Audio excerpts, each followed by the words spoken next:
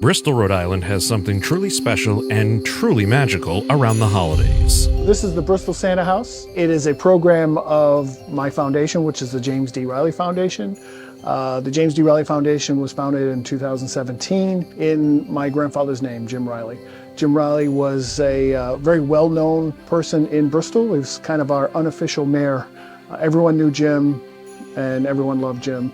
And he was just a very welcoming person. He was the son of an Irish immigrant. He came here very young in 1927 at the age of 19. He came across a family that was living in a abandoned chicken coop. And it was Christmas time.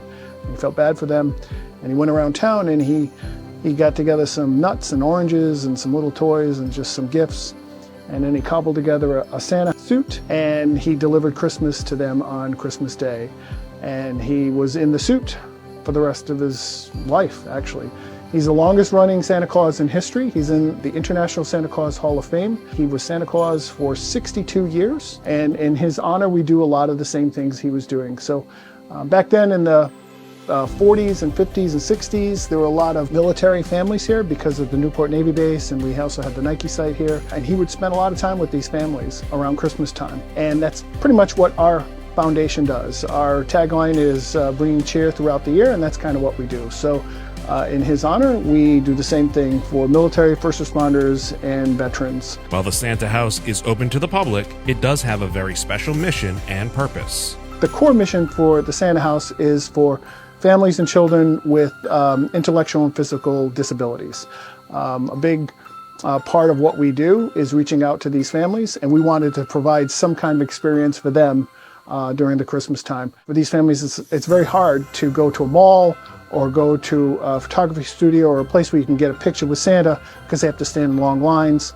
And it's just not a fun thing for these kids or for the families. So that's what we wanted to do here. They get to spend as much time as they want with Santa. They make private appointments with Santa. And that's pretty much the core mission here for the Santa House. Again, it is open to the public, but that's what we're trying to do here. Michael and his supportive team certainly keeps the legacy of Jim Riley going. If you look through the Santa House here, you'll see a lot of pictures of him. His presence is definitely here. And you'll see a lot of pictures of him at orphanages and at hospitals, and that's where he spent a lot of his time.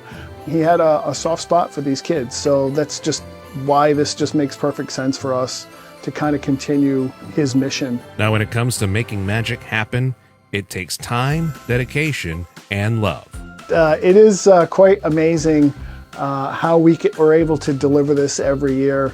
If you look around, it's just so much detail that goes into the Santa House. We are very, very fortunate to have sponsors that will help us with providing free toys, updating the lights, providing new decorations. We try to change it up a little bit every year, but we're just really grateful for the amount of just overwhelming support that we get, not just from our volunteers and our board members, but the community in general. The town of Bristol has just been amazing.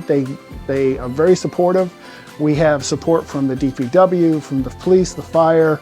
All kinds of businesses come out and help with bringing this and making this happen every year. It's a Christmas miracle almost every year because every year we're like, well, how are we going to be able to do it? And it just happens. It's just somebody comes forward or somebody volunteers. So I'm getting to a point where I don't worry about it anymore, but I have to worry about it a little bit. The James D. Riley Foundation has special events throughout the year to support its mission. The biggest one is our car show. We have an annual car show in August. It's really becoming one of the biggest ones on the East Bay. We try to change it up. It's a little different than other car shows. We try to make it a little more fun than your just average car show.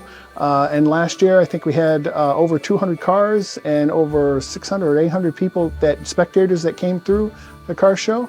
And that's a big fundraiser for us as well. But I can't stress enough how thankful we are with just the donations. We have donations that come through almost every day. $10, $25, $50, $100. We're just really grateful for all of that. And all that hard work and support pays off in the most special way. Santa gets to see the child's face and the child's reaction when they come in here. Santa also gets to see the parents and the grandparents' reaction, and parents and grandparents crying because they just feel it's an overwhelming feeling when they come in here. It brings them immediately back to their childhood, and they see their child interacting with Santa and just having this wonderful experience with Santa. Santa never rushes the child.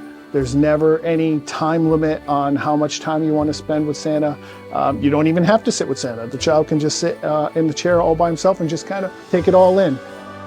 There is no other place like this in the country. I know a lot of other Santas. I know a lot of other events that go on, and there are plenty of places where you can get a picture with Santa. But this is really the only place that we're trying to do something like this for these kids and these families. The one thing I would hopefully get across is that please be patient, because again, as I mentioned, our mission is for these families. We are open to the public, and we do want the public to come through and enjoy what we've created here. But just have patience that these are families, this place is for these families. No one on the foundation takes any money. No one takes a stipend. Everything here is free. We don't charge for pictures. We don't charge for entrance. This is our gift. I say that a lot. This is my gift to the community and my gift to these families.